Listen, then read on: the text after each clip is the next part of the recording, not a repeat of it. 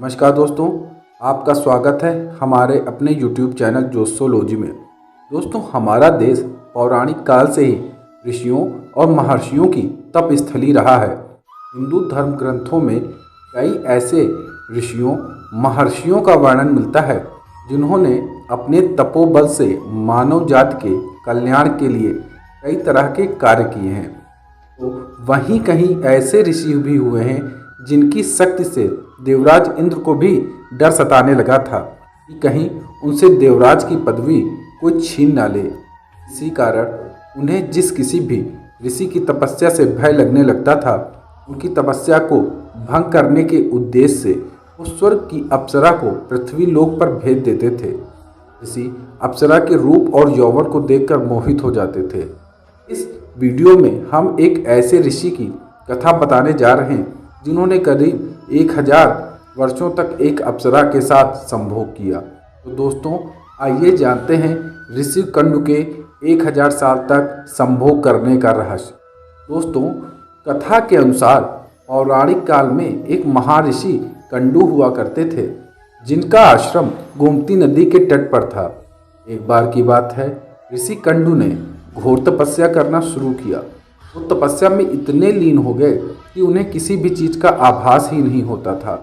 इस तरह ऋषि को तपस्या में लीन देखकर देवराज इंद्र हमेशा की तरह घबरा गए। उन्हें यह डर सताने लगा कहीं ऋषि कंडु उनका स्वर्ग का सिंहासन न छीन ले। इसी डर के परिणाम स्वरूप इंद्रदेव ने ऋषि कंडु की तपस्या भंग करने के लिए प्रमलोचा नामक एक अप्सरा को पृथ्वी लोक पर भेजने का निश्चय किया। एक संध्या नृत्य के बाद इंद्र ने प्रमलोचा को अपने पास बुलाया, फिर उसे अपनी सारी योजना बताई। बिना कोई प्रश्न किए प्रमलोचा इंद्र की योजना के मुताबिक पृथ्वी लोक के लिए प्रस्थान कर गए। पृथ्वी लोक पर प्रमलोचा सीधे वहां पहुंची जहां ऋषि कंडु तपस्या में लीन थे। फिर प्रमलोचा ने अपनी शरारतों से ऋषि कंडु का ध्यान तोड़ दिया। उसके बाद जैसे ही ऋषि की नज़र प्रमलोचा पर पड़ी तो वे उसके रूप और सौंदर्य को देखकर उस पर मोहित हो गए और उसे अपने साथ ले गए मंदराचल पर्वत की गुफाओं में। उसके बाद ऋषि कंडु प्रमलोचा के सौंदर्य में इतना खो गए कि वे 100 से अधिक वर्षों तक उसके साथ संभोग करते रहे। दोस्तों, ऋषि कंडु को कुछ भी याद ना रहा। वे प्रमलोचा की सुंदरता पर इतने ज़्यादा मोहित हो चुके थे। 100 वर्षों के बाद एक दिन अप्सरा प्रमलोचा ने ऋषि कंडु से कहा कि हे ऋषि, अब मैं स्वर्गलोक वापस जाना चाहती हूँ, इसलिए आप मुझे खुशी खुशी विदा कीजिए। अप्सरा के मुख से यह बात सुनकर ऋषि उदास हो गए और उन्होंने कहा, हे देवी, अभी थोड़े दिन और रुक जाती तो अच्छा होता। ऋषि को उदास देखकर अप्सरा पृथ्वी लोक पर और रुकने को मान गए। फिर ऋषि कंडु ने अगले 100 वर्षों तक उसी गुफा में अप्सरा के साथ संभोग किया।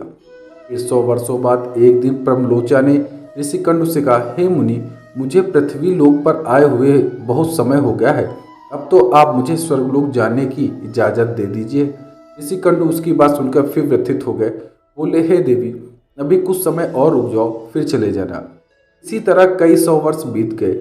जब भी अप्सरा प्रमलोचा स्वर्ग जाने की बात ऋषि से कहती तो वे किसी तरह उसे मना लेते। तो अप्सरा ऋषि के श्राप से डरती थी कि कहीं क्रोध में आकर ऋषि कंडु उसे कोई श्राप न दे दे। उधर महर्षि के काम वासना में लिप्त होने से अप्सरा के प्रति उनका प्रेम नित्य बढ़ता ही जा रहा था। तपस्या पूजा पाठ का त्याग कर दिन रात ऋषि कंडु भोग विलास में डूबे रहते। एक दिन की बात है, ऋषि कंडु बड़ी तेजी से अपनी कुटिया से निकल रहे थे। तभी प्रमलोचा उनके पास आई और पूछने लगी, हे मुनि, आप कहाँ जा रहे हैं? तब ऋषि कंडु ने कहा, हे भद्रे, दिन अस्त हो चुका है। अब मैं सांध्य की उपासना करूँगा, जिसे संध्योपासना कहते हैं।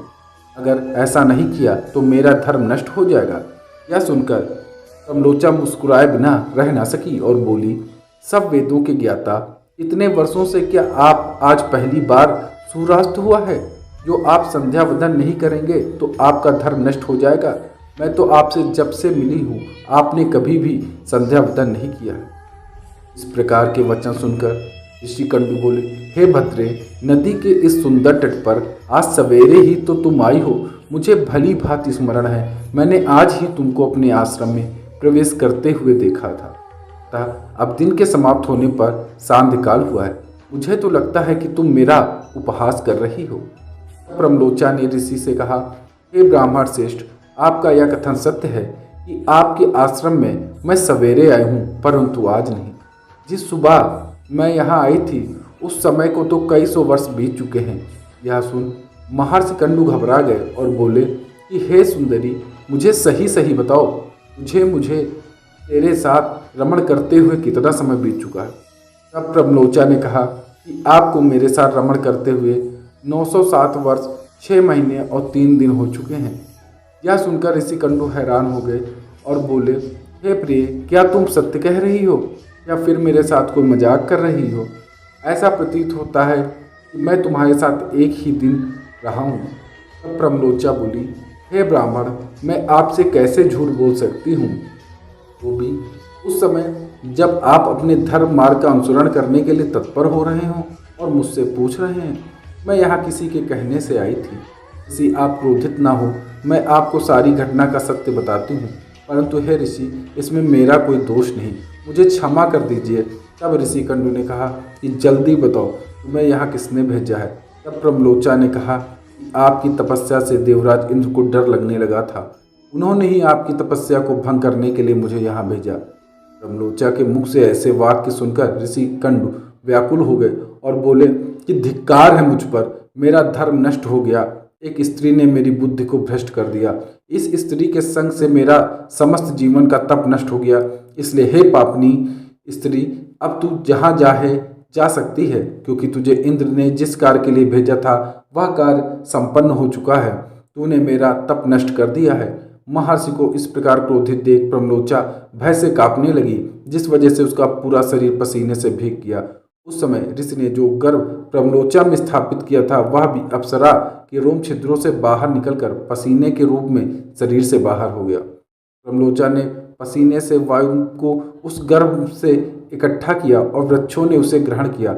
सूर्य की किरणों से पोषित होकर वह धीरे धीरे बढ़ने लगा। फिर समय पूरा होने के साथ विश्राग्र से मृषा नामक कन्या उत्पन्न हुई, जो ऋषिकंडु, सूर्यदेव और वायु की पुत्री कहलाई। दोस्तों, आपको ये वीडियो कैसी लगी कमेंट बॉक्स में हमें अवश्य बताएं, और अगर आपने अभी तक हमारे चैनल को सब्सक्राइब नहीं किया तो प्लीज़ आपसे निवेदन है कि हमारे चैनल को सब्सक्राइब कर लीजिए, जिसमें आगामी आने वाली सभी अच्छी वीडियो आपको समय पर मिल जाए। धन्यवाद।